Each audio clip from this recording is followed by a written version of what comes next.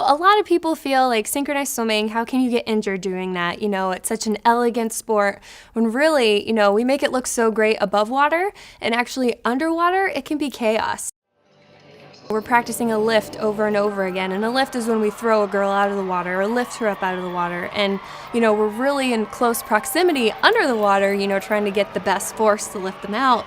And a couple times, I got a concussion, a black eye from, throwing someone out of the water and then them landing directly on top of me.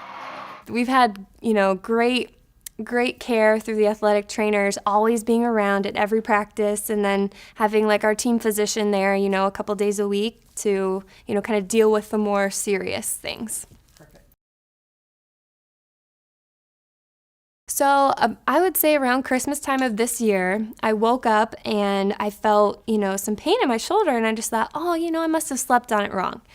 And the next couple weeks, even the next couple months, the pain didn't get any better. I was actually at work here at OSU, and I had an itch, on my shoulder, and I go back and I itch it, and I'm like, oh my gosh, like I'm touching bone right now. That's not normal. So I thought, okay, I gotta go get this checked out. And it turns out that I had this huge cyst that was formed from a tear in my labrum that was impinging one of my nerves and caused my whole shoulder to shut down. So I was lucky enough to get it taken care of at Ohio State with their amazing shoulder team, and they did a phenomenal job.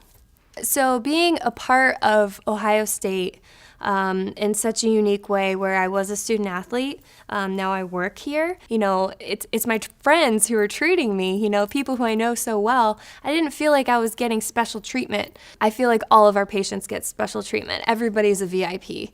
Whether, you're considered outside of the clinic or not, everyone gets amazing treatment.